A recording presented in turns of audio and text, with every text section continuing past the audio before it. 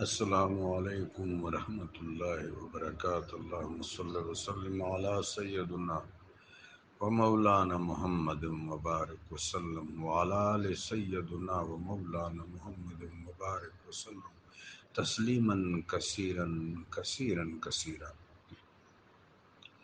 اس سوال پر تو بہت جامع اور پر اثر گفتگو لکھ دی ہے جناب خاور صاحب نے۔ میں اس گفتگو کو من و عن تائید کرتا ہوں، اس کا مؤید ہوں۔ ایک دو چیزیں اضافہ کرنا چاہتا ہوں، عجز و نیاز کرنا چاہتا ہوں۔ سب سے پہلی بات یہ ہے کہ تقدیر اللہ کا فیصلہ ہے، اس نقطہ کو سمجھنا ضروری ہے۔ تقدیر اللہ کا فیصلہ ہے۔ تقدیر کی لغت میں جائیں تو یہ قدرہ، اس کا مادہ تخریج ہے۔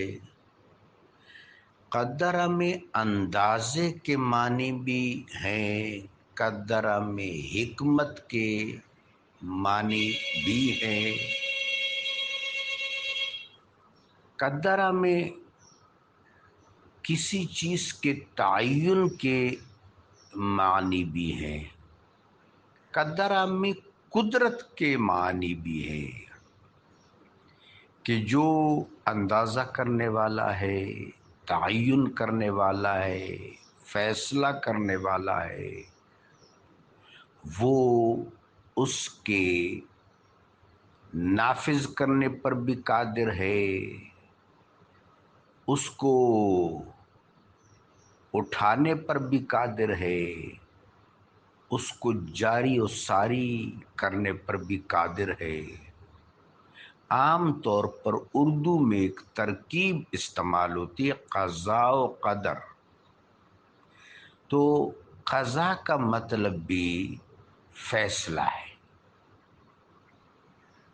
چنانچہ تقدیر اللہ کی تدبیر بھی ہے، اللہ کی حکمت بھی ہے، اللہ کی قدرت بھی ہے، اور رب جلیل کا فیصلہ بھی ہے۔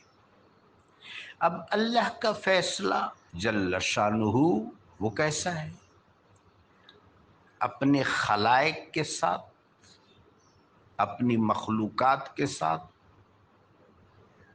اپنی صفات اور اپنے اسماء کے برکات کے ساتھ، ان امکانات و اعتبارات و مجازات کے ساتھ جن کو رب جلیل نے لفظ کن سے برپا فرما دیا، فیکون اور توسیع کا عمل جاری و ساری ہے۔ ان تمام مخلوقات و اعتبارات و امکانات و مجازات کے ساتھ اس کریم کا معاملہ کیا ہے؟ اس کریم کا معاملہ تین انواع پر مشتمل ہے، اور یہ تین انواع کی بات جو ہم کر رہے ہیں رب جلیل و جمیل نے خود بتایا ہے اور اللہ کے محبوب نے بتایا ہے۔ وَمَا أُوتِيتُم مِّنَ الْعِلْمِ إِلَّا قَلِيلًا، بہت تھوڑا علم دیے گئے ہو، جو کچھ ہے یہ بھی عطائے ربانی ہے اور نظر جود مصطفیٰ ہے صلی اللہ علیہ وآلہ وبارک وسلم۔ تین انواع میں پہلی نوع ہے کہ اس کا معاملہ رحمت پر مشتمل ہے، پھر یہ کہ اس کا معاملہ فضل پر مشتمل ہے، پھر یہ کہ اس کا معاملہ عدل پر ضرور مشتمل ہے۔ تقدیر، رحمت، فضل اور عدل کا لبادہ اوڑے ہوئے ہیں۔ اللہ تبارک و تعالی جل شانہ کی حکمت سے آراستہ تقدیر یا تو رحیمانہ ہے، یا فضل آمیز ہے، یا عادلانہ ہے، اس سے نیچے نہیں ہے۔ اللہ کا فیصلہ برحق۔ اب تقدیر کا تشریعی مخلوق جن کو اللہ نے خلافت سے نوازا ہے، جن کو اللہ نے سزاوار بنایا ہے، جن کو اللہ تبارک و تعالی جل وعلا نے توفیقی اختیار سے نوازا ہے، جن کو اللہ تبارک و تعالی نے انتخاب کرنے کے تمام وسائل عطا فرما دیے، بڑے وسائل ہیں، عقل وسیلہ ہے، نفس وسیلہ ہے، وجدان وسیلہ ہے، قلب حقیقی وسیلہ ہے، کتنے سارے وسائل ہیں جو اللہ تبارک و تعالی جل وعلا نے مرحمت فرما دیے تاکہ انتخاب میں آسانی ہو۔ اللہ نے حق اور باطل کو الگ الگ کر دیا ہے، جائز اور ناجائز کو الگ الگ کر دیا ہے، حلال و حرام کو الگ الگ کر دیا ہے، ہر چیز کو مشخص فرما دیا ہے۔ اللہ تبارک و تعالی نے ایک اعتدال انسان کے وجود میں سرایت کر دیا ہے، ایک شعور انسان کے وجود میں برپا کر دیا ہے۔ اندر سے آواز آتی ہے، خیر و شر کے درمیان حد فاصل ہے۔ ایسا نہیں ہے کہ شر مسلط ہو جاتا ہے اور خیر کے جلب میں وقت لگتا ہے، خیر ممتاز ہے، شر مغلوب ہے۔ یہ انتخاب کا سارا نظام، انتخاب کی ساری صلاحیت، انتخاب کرنے کا سارا توفیقی اختیار اللہ نے ودیت کر دیا۔ اب جس وقت انسان تدبیر کرتا ہے، اس تدبیر کے نتیجے میں عمل کرتا ہے، تو اس پر تقدیر کا فیصلہ آتا ہے۔ انسان کی تدبیر پر تقدیر کا فیصلہ آتا ہے۔ انسان کی تدبیر تو اثر پذیر نہیں ہو سکتی جب تک اس پر اللہ کی تقدیر کا فیصلہ نہ آ جائے، اللہ کی تقدیر مترتب نہ ہو جائے۔ چنانچہ اگر تدبیر بہت بہتر ہے تو رحمت کا فیصلہ آئے گا، تدبیر کچھ بہتر ہے تو فضل کا فیصلہ آئے گا، تدبیر نسبتاً بہتر ہے تو عدل کا فیصلہ آئے گا، اور تدبیر شر پر محیط ہے تو بھی عدل کا فیصلہ آئے گا۔ یہ عدل کا فیصلہ گرفت پر مبنی ہوگا۔ یہ تو ہے تقدیر معلق۔ تقدیر مبرم، تقدیر مبرم کا تعلق تکوینی امور سے ہے، تکوینی امور سے۔ مثلا آدمی کانٹے دار راستے پر جائے گا تو اس کے پاؤں میں کانٹے چبھیں گے، یہ تکوین ہے۔ آدمی تیرنا نہیں جانتا، وہ دریا اور سمندر میں چھلانگ لگائے گا تو اس کی ڈوبنے کا خدشہ ہے، تقدیر مبرم ہے، تکوین ہے یہ۔ تو تقدیر مبرم پر اہل علم نے جو کلام کیا ہے کہ اس کا تقدیر مبرم کا تعلق تکوینی امور سے ہے، اور تقدیر مبرم کا ایک تعلق اللہ کے اٹل فیصلوں سے ہے۔ جس طرح قیامت کا وقوع پذیر ہونا اللہ کا اٹل فیصلہ ہے۔ جہاں تک موت و حیات کا تعلق ہے، یہ جسم روح کا مکان ہے۔ یہ اب میں آ رہا ہوں ہمارے فرزند اصغر صاحب کے سوال کی طرف کہ موت کا تعلق کس تقدیر سے ہے۔ موت کا تعلق بیک وقت تقدیر مبرم سے بھی ہے، تقدیر معلق سے بھی ہے۔ موت کا فیصلہ اللہ کے پاس ہے۔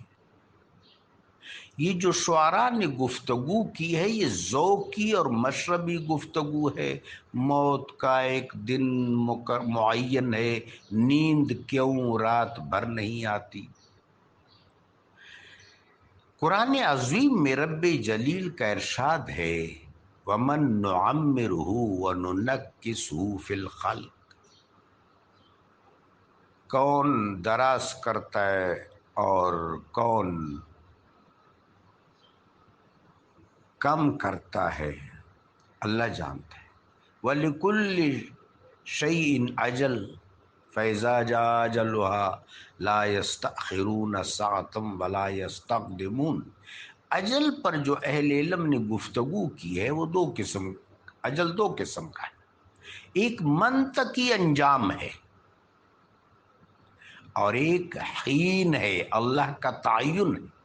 جو اللہ کا تعین ہے جل شانہ اور حین ہے وہ بہر صورت واقعہ ہوگا، اور جو منطقی انجام ہے، مثلا ایک آدمی شراب پیتا رہتا ہے، اس کا منطقی انجام یہ ہے کہ اس کے گردے خراب ہو جائیں گے۔ ایک آدمی کوئی اور بے احتیاطی کرتا ہے، اس کا بھی منطقی انجام ہے۔ ایک آدمی جرائم کے راستے پر جاتا ہے، اس کا بھی منطقی انجام ہے۔ تو اجل کسی چیز کے منطقی انجام کو بھی کہتے ہیں۔ سانپ لوگوں کو ڈستا ہے، بالآخر اس کا منطقی انجام یہ ہوتا ہے کہ اس کے سر پر ضرور کوئی پتھر پڑتا ہے، کوئی لاٹھی پڑتی ہے۔ تو منطقی انجام کو بھی اجل کہتے ہیں اور حین کو بھی اجل کہتے ہیں۔ حین اللہ کی طرف سے ہے، وہ اجل اللہ کی طرف سے ہے، اور وہ رحمت، فضل یا عدل سے مملو ہے، اللہ کا فیصلہ برحق ہے۔ ایک اور بات جس کو سمجھنا اس حوالے سے ضروری ہے کہ اللہ، یہ مخلوق اللہ کی ہے اور اللہ اس مخلوق پر غالب بھی ہے اور ان میں متصرف بھی ہے، اس کو اختیار ہے جو فیصلہ کرے۔ تو بہر صورت تقدیر کو اللہ تبارک و تعالیٰ کا فیصلہ اور تدبیر کو توفیقی اختیار کے تحت انسان کا عمل کہنا چاہیے۔ جس نے تعین کیا ہے وہ تعین میں ایکسٹینشن دے سکتا ہے، جس نے فیصلہ کیا ہے وہ اپنے فیصلے میں وسعت بھی دے سکتا ہے۔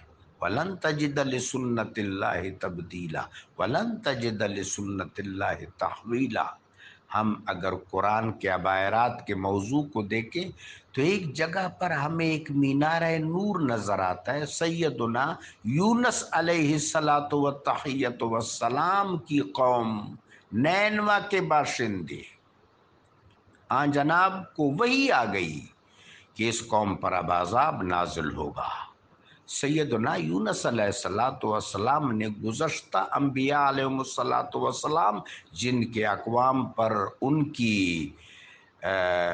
شرانگیزی اور ان کی شقاوت کی وجہ سے عذاب آیا تھا، ان سنتوں کو پیش نظر رکھا تو آپ نے سوچا کہ جب قوم پر عذاب آتا ہے تو نبی ان کے درمیان نہیں ہوتا، تو آپ اس بستی سے نکل گئے۔ یہ ملک جو ہے یہ ایک بڑی ریاست تھی اور بہت سے لوگوں پر مشتمل تھا۔ جب آپ نکلے تو پھر اس قوم کو اپنی غلطی کا احساس ہوا، انہوں نے اجتماعی توبہ کا ارادہ کیا۔ یونس علیہ الصلاۃ والتحیۃ والسلام کے ساتھ کیا ابتلا پیش آئی، کیا شفقت پیش آئی، کیا محبت پیش آئی۔ یہ اگر تصوف کے باب سے دیکھیں تو یہ چونکہ اللہ کے محبوب نبی ہیں، اللہ کے محبوب نبی ہیں تو ان کے ساتھ ابتلا جو ہوگی وہ ہماری سمجھ سے باہر ہوگی۔ میرے آقا و مولا علیہ الصلاۃ والسلام انکساراً فرماتے تھے لا تفضلونی علی اخی یونس ابن متی، مجھے میرے بھائی یونس ابن متی پر فضیلت نہ دو۔ کتنا منفرد معاملہ ہے ان کے ساتھ۔ اب یہ قوم ساری کی ساری نکلی، خواتین نے اپنے بچے اٹھا لیے، لوگ اپنی بھیڑ بکریوں کو، پوری ہجرت کر لی، اجتماعی ہجرت کر لی، اللہ کے محبوب کو، اپنے مولا کو ڈھونڈ رہے ہیں۔ یونس علیہ السلام مچھلی کے پیٹ سے باہر آ کر، کنارے پر آ کر، کدو کے درخت سے متمتع ہو کر ان کو ڈھونڈ رہے ہیں۔ جب اللہ کا نبی اور اس کی امت آپس میں ملے تو ان کی خوشی کی انتہا نہ رہی کہ یہ امت من حیث الکل مسلمان ہو گئی۔ تو اللہ تبارک و تعالیٰ نے جو فیصلہ کیا تھا، اپنے فیصلے کو خود ریوائز کر دیا، وہ تو اس پر قادر ہے نا۔ تقدیر آگے پیچھے کرنے پر کوئی اور قادر نہیں، وہ تو قادر ہے۔ کتنی ساری روایات ہیں، جو والدین سے محبت کرے گا اس کی عمر دراز ہو جائے گی، جو صدقہ دے گا اس کی عمر دراز ہو جائے گی، جو پڑوسی کے ساتھ اچھا سلوک کرے گا اس کی عمر دراز ہوگی، جو کسی راقبہ کو آزاد کرے گا اس کی عمر دراز ہوگی، جو بیوہ کے رزق رسانی کے لیے دوڑ دھوپ کرے گا اس کی عمر دراز ہوگی، یتیم کے سر پر دست شفقت رکھے گا اس کی عمر دراز ہوگی۔ ایسی کیفیت میں کہ گناہ پر مکمل طور پر قادر ہے، صرف اللہ تبارک و تعالیٰ کے خوف کی وجہ سے گناہ کو چھوڑ دیا، برطرف کر دیا ہے، اس کی عمر دراز ہوگی۔ یہ تقدیر معلق ہے، کبھی تقدیر مبرم۔ بہر صورت امام غزالی کا یہ نکتہ قابل غور ہے کہ مبرم تکوینی امور کے بارے میں ہے اور معلق تشریعی امور کے بارے میں ہے۔ اللہ کا فیصلہ ہے، اللہ کا فیصلہ سر آنکھوں پر، خوشحال یم پہ ہر سوم چے کوی زما پہ زانتوں۔